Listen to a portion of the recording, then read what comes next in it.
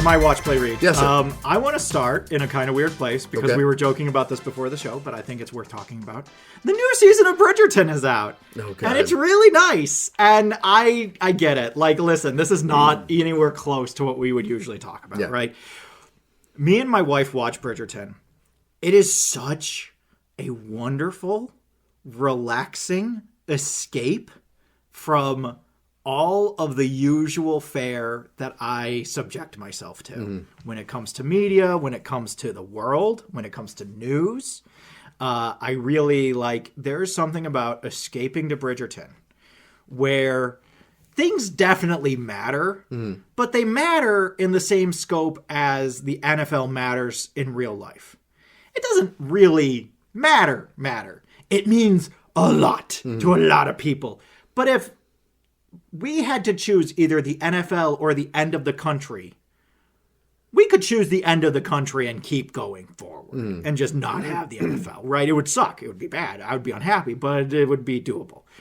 A lot of the stuff that happens in Bridgerton is kind of in that same vein of oh man, I have to take over the household. I don't want to do that. Can my brother do that? I don't want to do that. I want to explore the world. Or my favorite thing that keeps coming up is the hilarious element of no one knowing what the fuck sex is.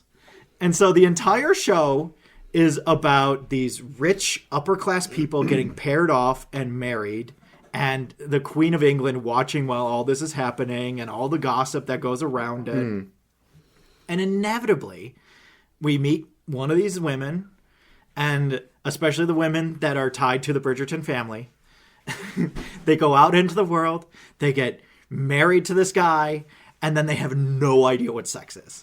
And it's just always so funny watching these prim and proper people kind of trying to figure out what the fuck sex is, because there's so much sex in the show. The entire show, this show doesn't have a Game of Thrones level of sex, but it's in a very similar realm. Oh yeah, that's what it was known for from that first season. Yeah. I will say, since then, they've kind of pulled it back and it's more character-based, but there are still at least one extremely explicit sex scene per season.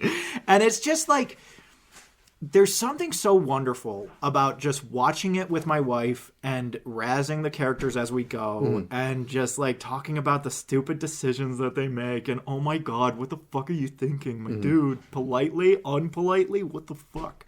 And so the other thing that I like about Bridgerton is that they very, very clearly take another story and I guess this is also the case in the books. There's a whole book series. Kelly tells me what happens in the books. I don't fucking know shit about the books. I only know what happens on Netflix. So in the Netflix ones at least, but I assume in the books as well, the stories all take from other literary sources. Okay. So we just rewatched the second season. The second season has a very big Pride and Prejudice feel of these two characters that can't get along and they're always butting heads and they seem diametrically opposed on literally everything, and oh my God, they want to fuck so bad. And the new season 4, is a Cinderella soliloquy kind of thing of you have this maid and she may have come from aristocracy, but her dad's gone and her evil stepmother uses her and abuses her to do everything for her two evil stepsisters who are actually that evil. One is kind of a bitch, but the other one is pretty nice. And the stepmother's played by Cho Chang. Oh, weird. And but I really like it. And the key with all of these seasons is the Bridgerton family. You're in it for all of the silliness and the gossip, but the Bridgerton family and the characters therein kind of push the story forward. It's just funny watching these characters who are so prim and proper make buffoons of themselves. My favorite joke is that Jonathan Bailey of Scarecrow fame from Wicked, not to be confused with Jonathan Crane of Scarecrow fame from Batman. Jonathan Bailey plays the eldest son and has this whole thing because it makes sense, right? His dad dies very suddenly and very tragically in his arms from a bee sting. His dad is just picking flowers, gets stung by a bee, and dies. and suddenly he's the head of the family. He has to take care of everything. He has a very aggro way of doing all of this. He's very hands-on and pushy. And as soon as I saw how this was going on, I was like, this is a guy from The Sopranos. This is a guy who should be in New Jersey making things happen the way he wants to in a velvet tracksuit. And so I just started calling him Tony Bridges. Oh, Jesus. So just watching Tony Bridges going about his business, doing what he thinks is best in any given situation, and then absolutely losing his fucking mind when a bee shows up. It's fucking hilarious every fucking time. It shouldn't be funny. It's so fucking funny. Because you're just sitting there, and he's like, it's a bee! It's like, okay, calm down. You're going to have an aneurysm. Dude, calm down. And so very similarly, the new season is about his younger brother, Benedict, who is now, because Jonathan Bailey is famous, has to take over as the head of the family because Tony's not around. Tony married a girl from India, and now he's over in India, so Tony's not around. So now Benny has to take over. So now the entire season's about Benny Bridges and how Benny Bridges doesn't want to be Big Brother anymore. He wants to go and be an artist and make out with dudes and ladies. And maybe have his dick sucked a few times a day wouldn't be bad. And also having a drink. Also, I'm going to take all of this hallucinogenic powder and I'm going to just shove it in my face. Okay. It's just like, I love Benny Bridges because he's fucking crazy. Benny Bridges falls in love with Cinderella. It's really funny watching this whole progression of events. You know, they get trapped at a house together. She knows who he is, but he doesn't know who she is. He doesn't know that she's the girl he's been running after with his glass slipper for weeks, or a silken glove in this case. And the climax of this part of the season is like, he's like, okay, I'm going to do it. I'm going to forget about the girl that I met at the party who is the exact same girl that I'm chasing after now. But I don't know that. And I'm going to commit to this girl by asking her to be my mistress. And you're just like, Betty! Oh my God. What the fuck, Betty?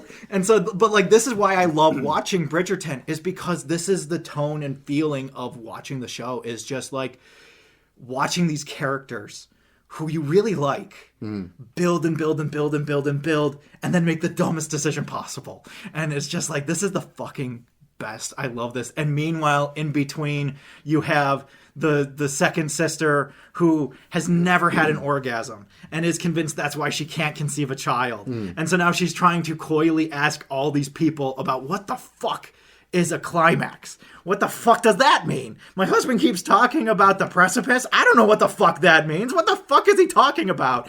And just like, anytime you have a moment where two people are talking and they're just like chatting, and then the help leaves the room, and the one person's like, you have to tell me what it means to come. I don't know what it means to come. I think it's the problem that I'm having, and I need to know. And I know you came because you came before you went to the ice cream shop with me. I saw you.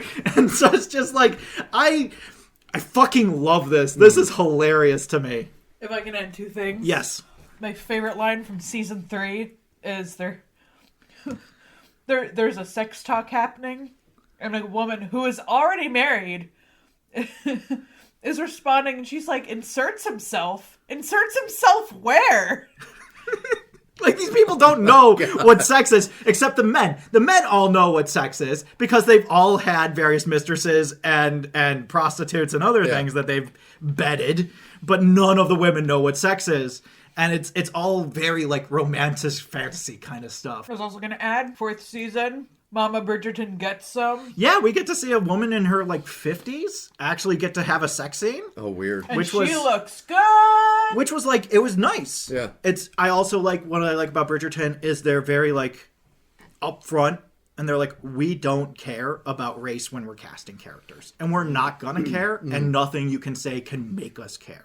And so it's a super racially diverse cast, which adds so much to the story. Because you have, I'll say it, some beautiful black men walking around in some of the finest suits you've ever fucking seen. And it's just like, you know, I'm not gay, but... Well, I will joyfully allow you to have this all to yourself, because I tried Bridgerton It's just not my cup of tea. That's fair. It's not Regé Jean Page's cup of tea. No, either. it's not. He got famous and he was like, I'm done with this shit. Now I'm gonna go off and be a fucking paladin. A paladin. Fucking D&D. The paladin of all paladins. So that was, I do love Bridgerton. Shout out to anybody who likes Bridgerton. And if you don't know about Bridgerton, check it out. You might actually really like it. And if anything, it's one of the horniest shows you can find. But like anything, got to give it a try. Gotta give it a try. It wasn't for me. Got to give it a try. Got to give it a try. Except in the case of Wonder Man. I will happily take secondhand information on Wonder Man and be like, that's good enough for me. Either you have to pay me or you personally have to ask me to do it for this show. I know that there are certain things that you will never find the good in. No. And Wonder Man is one It's of them. because I have standards, Steven. I have a standard that I need to be adhered to, and Marvel is like, standards? What are standards? Oh, big nerd, Marvel. Come on. So, next thing I wanted to talk about, a little less horny, but still kind of horny. Yeah. The Olympic opening ceremonies. Beautiful. This is what I was talking about when I said I didn't like the French one. Yeah. With the boats. Yeah. Because this is what I wanted. Yeah. And this was absolutely spectacular. What I really liked about this was that the opening number is great. And challenging. Yes. And overwhelming at times.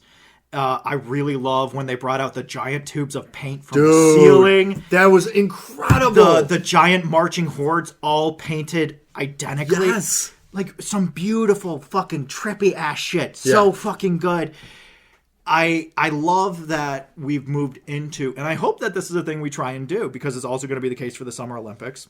Because even though they're in LA, they're not in LA. They're like all over California and in parts of Canada and Mexico. And so I love that the Milan Olympics had a stadium view where you had some athletes come into the stadium. Yes! And then an Olympic village in the one mountain and an Olympic village in the other mountain. And it's like we have this parade going on in 3 locations at the same time. I love that. I thought that was so good. That was so great. And I would hope that would help lighten the load for, again, it won't help for third world countries. Yeah. Or, third world pivot countries like Brazil, where like a little bit of something can kind of ruin their economy. But like for first world nations, I think that's a brilliant idea. And I know a lot of people weren't excited about the LA Olympics to begin with. So I think the idea of spreading it out and not having it all be in one central location, not a bad plan. Not a bad plan. And especially if you're going to incorporate that in everything. Yep. Pretty good. I agree. There were some, shall we call them hiccups? It's in Italy. You're known for opera. Why the fuck is a lip-syncing, completely dead Mariah Carey? Not lip-syncing. She didn't lip-sync? No. You know why? Because she had a phonetic written teleprompter in giant letters. So it wasn't Italian. It was phonetically written But Italian. it didn't look like her mouth was moving enough to get the fucking words Because out. she was terrified. Because she was singing in Italian. Dude. I agree with you. This is not me defending Mariah Carey. This is me asking, what the fuck, Olympic Committee? What was your... This is Italy. You can't find a single Italian singer?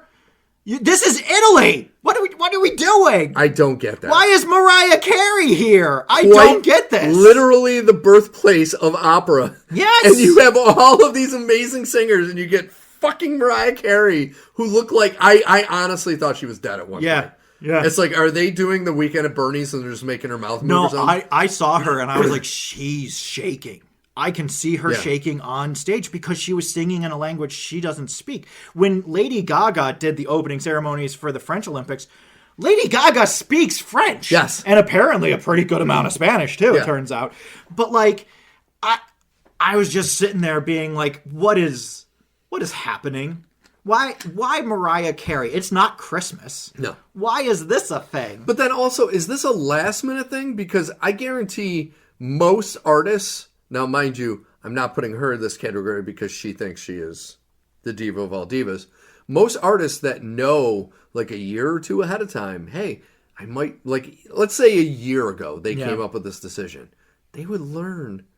At least that song. That song. At least that song. You don't have to learn Italian. You just have to learn the song you're going to perform. There are American kids that go on America's Got Talent and sing Italian opera songs that they learned. And they're like fucking 15. If there are kids these days that were anything like when I was growing up, there are kids that have learned Korean songs phonetically. Yeah. You know? Like, it makes no sense to me. and she did it so poorly. Oh, and dude. That was so I bad. blame her. I blame the situation she was put in. I blame her for having the arrogance to say, I can do this. Like, just bad ideas all around, similar to the giant bobbleheads of composers, which started out good, and then when they started, like, fucking, they weren't twerking, but they were basically, like, dabbing and shit. Dumb. I was like, what's happening? Yeah. I feel like we lost the plot. Yeah. The last thing that I want to say, and I think that this is going to be a real problem, and this will also feed into the next subject, be on the watch this year, friends and enemies. I think this is the year AI comes for art. Because there was some absolutely cataclysmic AI in the opening ceremony. Like, so very clearly AI slop. Which, quick aside, I'm glad that we do this, but does anybody else not care that we all universally agree to call it AI slop? Like, that's just what it's called. That's the technical term. That's not a colloquial term. That's the technical term is AI slop because it's not art. You can't classify it as art. So we just all agreed to call it AI slop. Yeah. And people are still like, and I'm going to use the AI slop instead of artist. It's like, do yourself a favor. Look up the British opening ceremony animation that they use for this Olympics. It's spectacular. It's motivational. You feel empowered watching it. The British, the London games, the last ones, that was one of the best opening ceremonies I've ever seen. Like, this is just like the same way that there's like animations, like NBC has animations that they run when they have the British animations that they run are so fucking dope. They're so cool, and they put all of this stupid bullshit AI garbage to shame. The other thing that I wanted to note about with AI is that they also used AI to write the fucking captions. And I know this for two distinct, easily seen reasons. One, the very first thing that happens in this beautiful opening number is the spirit of Cupid comes down and starts infecting people with this athletic, artistic spirit. And he's going from person to person. Unless you read the captions. In which case, the captions tell you that it is Cuba. And I'm like, I forgot about that. Are you fucking kidding me? First off, they're 5-6 hours ahead of us. You couldn't take the time to fix the AI-generated captions in the intervening 6 hours? At some point, we were watching it Friday night. It wasn't live. It wasn't. You could have fixed this, but you didn't because you just put AI on it and you said good enough. Maybe, though, Cupid was played by Cuba Gooding Jr. and they just got confused. It's possible. Confusion. That could have been. It might have been.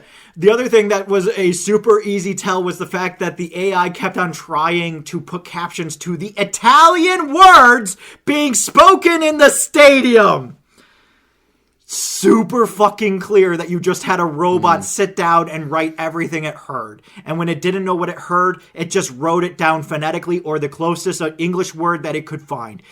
Shameful. Yeah. NBC, absolutely shameful. Yeah. Like, so bad. Like, you're doing so poorly on so many fronts between this and the rapid, over the years, downfall of SNL, where it is no longer nearly as good as it was even 5 years ago. Terrible. It's so much worse now.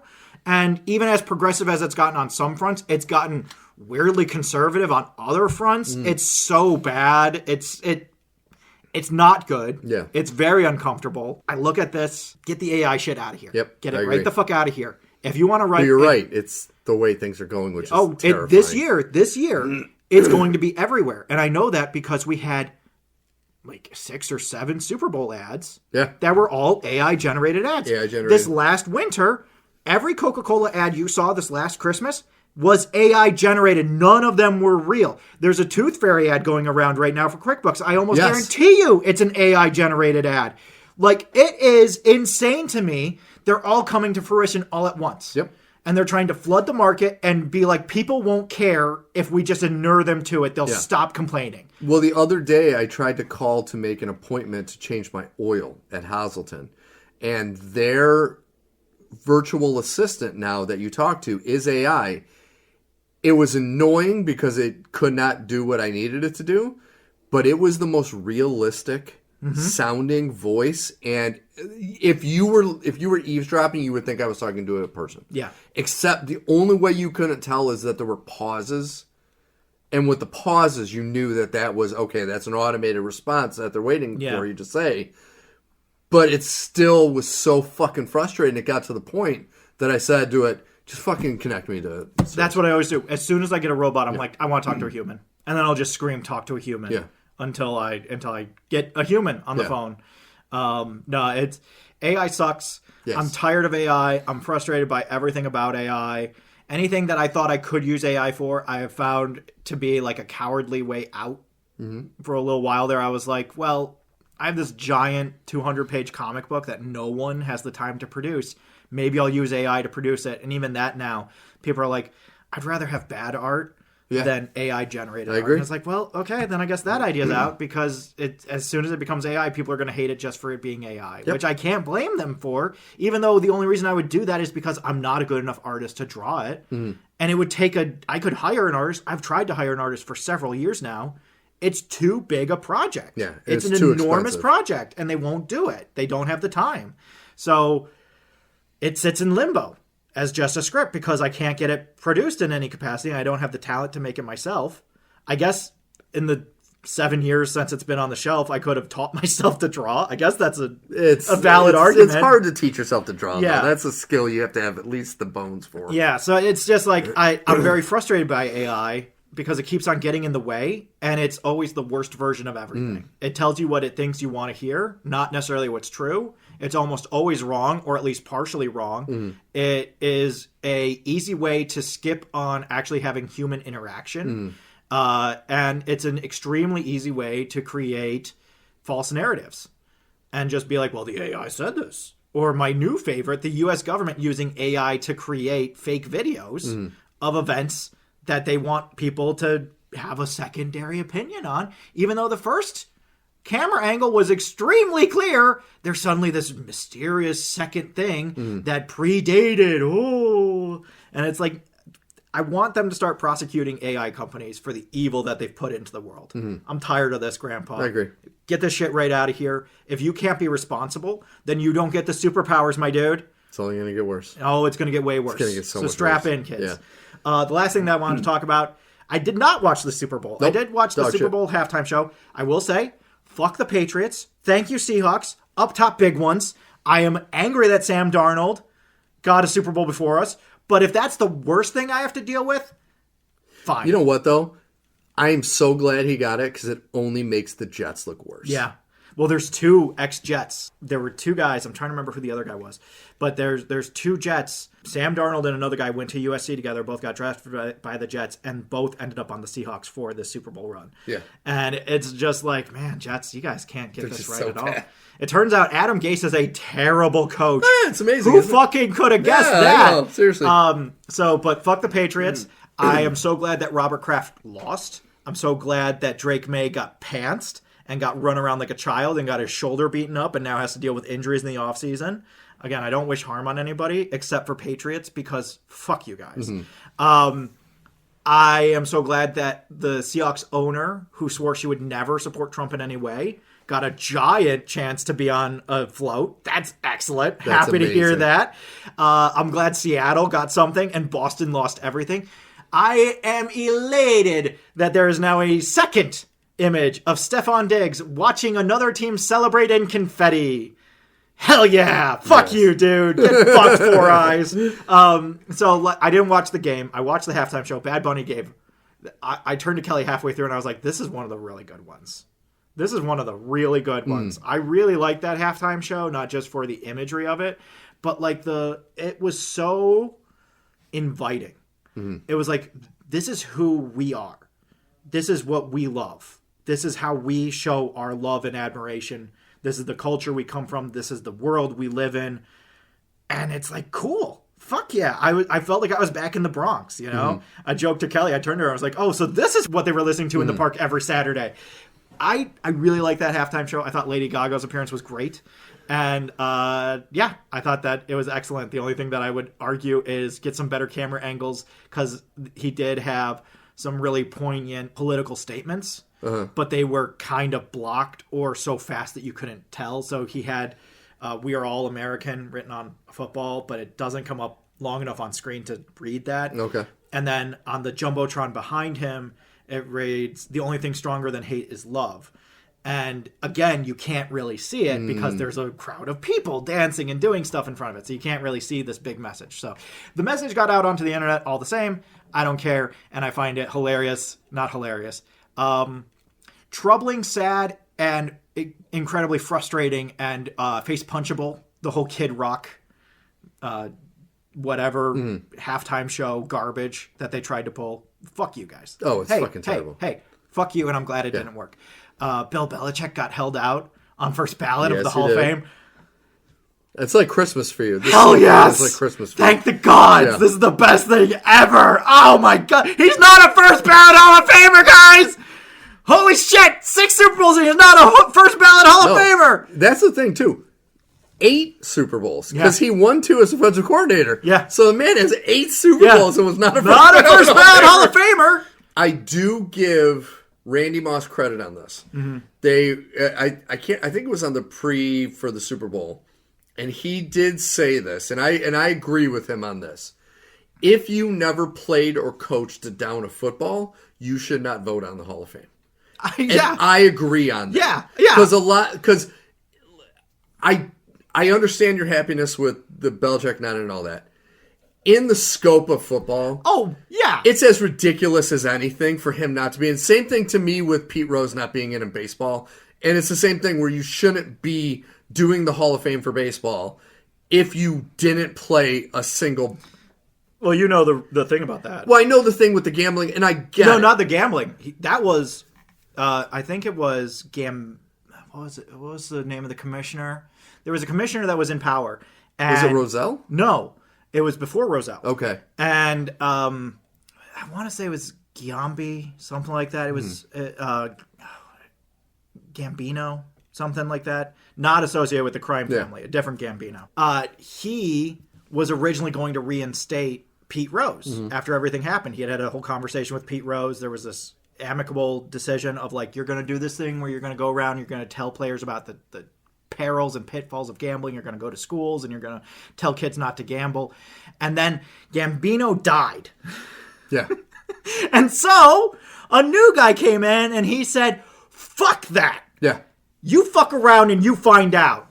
And Pete Rose is still not in the Hall of Fame. I guess he is probably going to get in now that he's dead. But still, the fact that... But it's insane. Yeah. Like, it's fucking insane. Yeah. No, listen. I never had to deal with Don Shula, right? Yes. I guess in like the first 4 years of my life before I really had consciousness, I had to deal with Don Shula. But as a football fan, I never had to deal with Don Shula. The idea that Don Shula would not be a first ballot Hall of Famer is insane. And he has, it's ridiculous. 2 Super Bowls, I think, Shula? Shula, I think he had, 2, because he doesn't have 3. I know that the Dolphins don't have 3, so it has to be 2. It was 2. But also the winningest coach in NFL history. Yeah.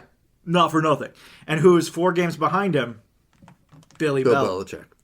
Yeah, no, it's so fucking crazy. It's hilarious. It really is crazy. It's the fucking funniest thing ever. But what I love, what makes me laugh even harder is the people that still will be like, oh, well, the integrity. Fuck you, integrity. You have no integrity because you are making these calls on a bias. I would argue as an incredibly biased source that I think Spygate is a giant thing that he very luckily avoided. I think that there was way more to Spygate than what we ended up seeing. But that's the thing, though, is that interview with Jimmy Johnson where he's like, the only reason he got in trouble is because he got caught. We all fucking did that shit. And Jimmy Johnson came out and said, he goes, every coach, since coaching has begun, has done that shit. And you can film from certain angles. Yes, you can't film from any angle. I get it. If you ain't cheating, you ain't trying. But that's the thing. It's not that he did it, it's that he got caught. It's that he got caught by Eric Mangini. Yeah, but it's like even in like the whole Bill Polian thing and all the stuff going on with the Colts with the Deflategate and all that, and it's like... Oh, I don't care about that. See, that was just reactionary. I don't care about Deflategate. But a lot of that is weighed into this, No, it is. That's what I'm saying, is that it's reactionary to Spygate. Yes. So, for anybody who doesn't know what the fuck we're talking about, in 2006... the Patriots got caught with their hand in their pants. Was it the Jets they were filming? The Jets they were filming the Jets, and they had plans to film Cincinnati. Yes. I want to say. Yes. And so it was, I believe the story goes that Eric Mangini warned Cincinnati or reported it to the NFL that they were going to film Cincinnati, and the NFL caught the Patriots illegally filming the sideline. Now, what that means is you can film the sideline from specific angles. You cannot film the sideline in such a way that you can pick up on signals from the coaching staff, such as hand signs or verbal signals that you can then use when planning your defense, because you can now look across the field and say, oh, they're doing this. That means this is coming. The idea was that the Patriots were filming everything. And were using that, including not just during games, but they were filming practices. They were sending people to film practices. And the reason why this is hypothetical is because the NFL came in, saw the tapes, said, I can't believe this. Oh my God. Oh my God. Burn everything. And it's just like, wait. Can we go back? Because I agree with the righteous indignation, but can we stop at the burn everything? Because I feel like the burn everything thing is going to be a problem. Because if you burn everything, then we're not going to be able to tell what the fuck happened, and we just have to take your word for it. Which taking is the word of the NFL and Goodell. Of Roger Goodell? Yeah, no. You want me to take the word of Roger Goodell? Oh, especially after the concussion stuff. It's like, yeah, oh so it was God. just like, and the Ray Rice stuff, I think, was a few years God. back. That, I don't think that had happened yet, but like, it was just such a bad look to have this huge, clearly showing problem, like a giant, like super pimple of a problem, right in the center of the head of the most powerful franchise at the time. And Goodell said, there's definitely smoke and fire here, and also we burned everything. Yeah. And it's like, well, I feel like somebody else should have also been able to review those tapes, because I feel like there's probably more information and damning evidence that you got rid of. Yeah. So, and it makes sense that I know that this is going to sound counterintuitive. The NFL would 100% protect the Patriots. And now the Boston fans are going to be like, they took our pick. First off, you cheated. Of course they're going to take something from you. Second off, you, I, and everyone around you know that at that time the NFL revolved around Tom Brady and Bill Belichick and Peyton Manning. And having those people in positions of power where they were seen nationally on a regular basis was the most important thing the NFL had on its table. By far. Oh, yeah. Don't even start with me. I remember because I was there. You would have entire games where Tom Brady isn't playing. He's not even playing that week. The Patriots are on a bye week. And for some reason, we're talking about Tom Brady. It was everywhere. So it, of course, behooves the NFL to try and defend their cash cow while also placating the other 31 teams and saying, yes, this is bad, but you don't get to see how bad, and we'll take care of the punishment. And it's like, what the fuck do you mean? You can't. It's the same as the refs and the calls with the Chiefs nowadays. Yes, same exactly thing. the same. It benefits them to have these people that have this clout in a position where they are seen regularly all the time by a national audience because they've developed a national following. Yeah. So it behooves the NFL to make sure that they are nationally visible, especially if they're going for a third championship, which had never been done before. It doesn't take a genius. No. Anyway, so I didn't watch the Super Bowl. Yes. And I didn't as well. I did not watch a second of it. I did watch the trailers. Not a lot of like, oh, wow, let's talk about this. The biggest ones that I saw that I was like, oh, that looks really interesting. I want to check that out. Project Hail Mary with Ryan Gosling. Yeah. Looks really good. The new trailer for that looks so good. And it makes me want to see it in theaters. I really want to see this movie. It's by the writer of The Martian and Drew Goddard, who is like a nerd director. He's done a bunch of different things. This movie looks so cool. This movie looks so dope. And they gave away a little more than I wanted, but at the same time, the stuff that they showed me, I was like, oh, there's a little dude buddy in this? Oh, man, this looks the jury's really cool. still out for me a little bit. It seems a little samey to me when I was watching it. And I'm like, I think I've seen bits and pieces of this entire trailer in different movies. Yeah, I like the buddy element of he meets this alien, and then they have to figure out how to communicate, and then they have to figure out how to work together, and then they go on a mission. I'm really psyched about that. I think that looks really cool. It could be good. I love Ryan Gosling. I love Ryan Gosling. That's the other thing, is I love Ryan Gosling. Disclosure Day is the new Steven Spielberg movie coming out in June. It could be good. I don't know what it is, because it's like everything. There's like Colin Firth, and he has weird eyes. And there's aliens coming down from the sky. And there's Emily Blunt looking perturbed. And there's Josh O'Connor, the priest from Wake Up Dead Man, jumping on trains. That really And I'm just like, I don't know what the plot of this movie is, but it looks fascinating. It looks like a mix of like Signs and War of the Worlds, but like a little bit of I got a feeling of Super 8. Super 8. I love Super 8 Yeah. too. So like it had some of that in it. It had more lens flares than I remember Spielberg using, frankly. But that may have been why it felt like an Abrams trailer. Exactly. But this looks really fascinating to me. I just need a little bit more information before I commit. That's how I felt about it too. And I love the cast. Yeah. And it is Spielberg doing sci-fi. Spielberg directing a sci-fi film, which he hasn't done in a while. No, so and I'm he's curious. batting really good with sci-fi. Like War of the Worlds, it wasn't great, but it was still good. It was okay. It was watchable. It was passable. It wasn't perfect. And my favorite, I know people who love Indiana Jones will hate me for this, my favorite Spielberg movie is still Minority Report, which is big sci-fi. It's huge sci-fi. So it's like... It has a Tom Cruise style problem in the middle of it. Mainly Tom Cruise. Yeah. But, I love Colin Farrell in that movie. I always forget so Colin great. Farrell's in that movie, and then I see him, I'm like, oh, this dude is like really dangerous. great, yeah. And when Tim Blake Nelson shows up... And Max von Sydow is the bad guy. It's fucking great. I just can't do eyeballs. I can't do eyeballs. I love eyeballs. I can't do eyeballs. Yeah. But I'm very curious about that. The new Supergirl trailer looks interesting. I have such bad feelings about this movie. I'm very curious because I think it could work. Here's my thing. Is it a departure from the Supergirl we're used to? Absolutely it is, right? She is not bubbly at all. But I still see Kara Zor-El here. I'm having that moment where you smush her face and there you are, Peter. I see Kara here. The idea that she's going to her mother's funeral when she meets Crypto, which I'm assuming because she's walking with someone that looks like her dad, and Kara Zor-El is super close to her mom. She looks super bummed. I'm thinking that this is her mom's funeral. It looks like we're going to do, what is it, Kalidar? Whatever the city is that Brainiac takes. Is Brainiac going to be the villain in this? I don't even care about Lobo. Lobo is fun. Lobo's great. He looks awesome. I mean, he's a character that Jason Momoa was built to make. Yeah. But like, I'm very curious. I think this could work. I worry it gets a little Guardians of the Galaxy at times. That's my vibe. I know he's not directing it, but I watched that trailer. I'm like, this is a James Gunn written all fucking over it. I love a comeback quip, and I love it from a girl, from a woman.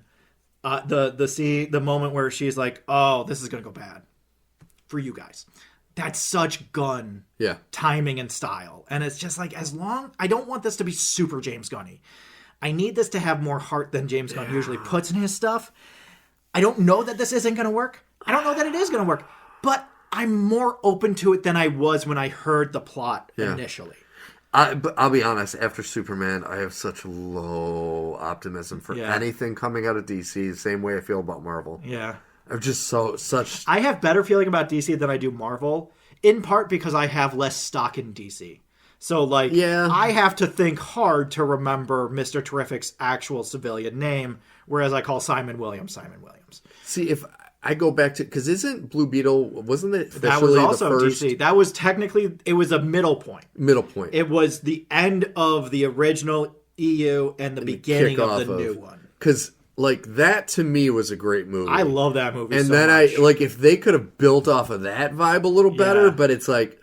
See, I would watch a Teen Titans that's Kara and Jaime and like a Damian Wayne. Yeah. That would be fucking Impulse awesome. From the future, Bart Allen. Awesome. I would watch the shit out of that. Holy shit. Anyway, so that looks pretty fun. I'm into that. Two quick ones. No. Minions and Monsters. Yeah, my kids are nuts. They want to see it. It's bonkers. It looks awesome. I saw Cthulhu in the trailer. Yeah. Cthulhu is in the trailer. Yeah. I was like, okay, I might be in for this one. I'm not a Minions guy. I might be in for this one. Yeah. That could be awesome. Yeah, that could be a lot of fun. To that. And then, don't say it. Disney. What the fuck? Do you know how much a Super Bowl ad costs? And do you know how much we all are worried that Mandalorian and Grogu is going to be more third season than first season? Or that it could end up kind of like a Book of Boba Fett?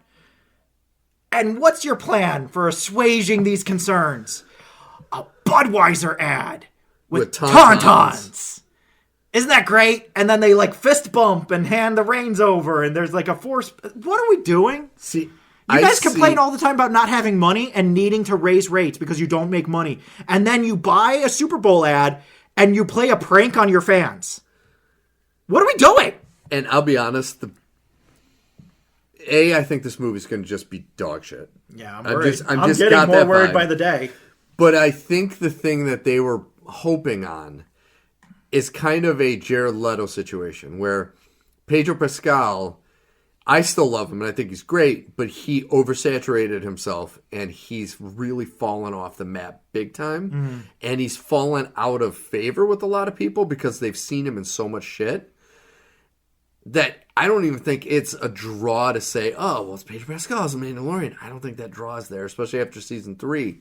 So now I'm like, what reason do anyone have to go see this movie? Well, that's the funny thing is that, honestly, and it's a little weird to say, but honestly, the fact that you don't see his face, I don't associate him with Mando as much as a bunch of other roles. After the second season, you really didn't see Not him at all. Like, I associate Pedro Pascal with the unbearable weight of massive talent. That's the first movie I think of when I think of Pedro Pascal. Or his SNL skits were amazing. Or, like, I still think of, again, I don't know why, I think of Kingsman: The Golden Circle. Yes! Before I think of Mandalorian. He was awesome. I think of Fantastic Four before I think of Mandalorian. Game of Thrones, man! Oh! Getting his face exploded by the mountain. That scene is the dopest scene, and then it fully German suplexes you as a fan. And you're just like, you go from the highest high to the lowest low. Yep. And you're just like, what the fuck? Yep. That wasn't supposed to happen, man! And he was so great in that We were winning! Oh, he was so great. great. What the fuck, dude? Yeah. So, like, but I don't associate Pedro Pascal with The Mandalorian. I associate The Mandalorian with Grogu. That's the association I have, is like The Mandalorian to me is this singularly thing where it doesn't need any of the other Star Wars bullshit to exist. It took on roles from other Star Wars bullshit, and I would argue that kind of made it worse at times, but by and large, it was allowed to stand on its own and was able to. Mm-hmm. More than anything, it didn't need all that other stricture and elements. Mm-hmm. So it was enough to have an IG unit and a Baby Yoda and a little bit of the Force and a little bit of the Mandalorians and a little bit of this and a little bit of that. But it was never a Star Wars story. Mm-hmm. You know, Cad Bane didn't show up in the first season of The Mandalorian. Darth Maul wasn't around. You know, like, it allowed itself to have time to organically build a story, to have these stories that were in and of themselves segmented and episodic, but did build to a really satisfying conclusion. It had its own lore. It had its own feeling. And it's gotten away from that more recently. Mm-hmm. And now I look at this and I'm just like, when you don't tell us the story, that means one of two things. The story is fucking great, like Life of Chuck. Or the story is so fucking horseshit that you can't tell us because we won't go and see it if we know what the story is. Do you know what vibes I'm getting from watching these trailers? Horseshit? Solo, a Star Wars story. That's the vibes. Yeah. Because we didn't know it. All we knew about Solo was that it was Han Solo's origin story. We didn't know anything else about the story, really. Yeah.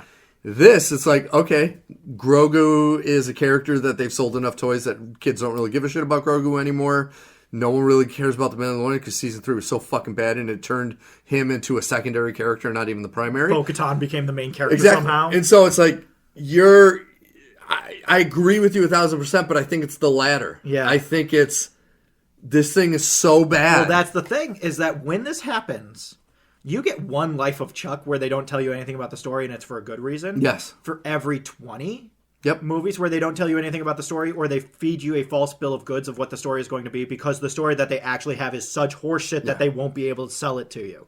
And so Disney never hides the story on anything. In fact, they're well known for spoiling everything. Marvel shows you the entire movie a week before the movie comes out. Marvel shows you the trailer for the new Spider-Man movie before he comes back to life in Endgame. Yeah. How fucking... That is still the worst fucking one. It's so dumb. Ever. It's so dumb. It's so fucking dumb. But this is what they do. They show you everything, because that way, even if you don't see the movie, you already saw the movie, and you can watch the next one, or just watch the trailer for the next one, and just skip this one because you watched the trailer, so you know what happens in the story. And it's a bullshit way to advertise. It's a garbage way to go about things. It's a bad way to do things to your fans. I think it breeds a lot of resentment, because then you get into situations like the Hulk bursting out of the Hulkbuster, and everybody's like, oh, this is going to happen. Never going to happen. Nope. Never going to happen, because at some point, Kevin decided, no, it doesn't work. We got to do something different. For whatever reason, Kevin decided, no, we're not doing that.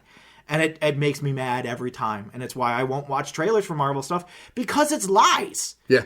It's just as likely that anything you see in the trailer will be in the movie as it won't be. I haven't watched a single Doomsday trailer, because what is actually going to be in the movie from the trailer? It's dog shit. Very little. Yeah, very little. The highest high points in the trailer probably won't actually be in the movie. I agree. That's how they do things. So I look at this and I just say, I want this to be good, but I still want this to be good. I don't think this will be good. I still want this to be. Yeah, it's not going to be. Yeah. So. I'm just warning you.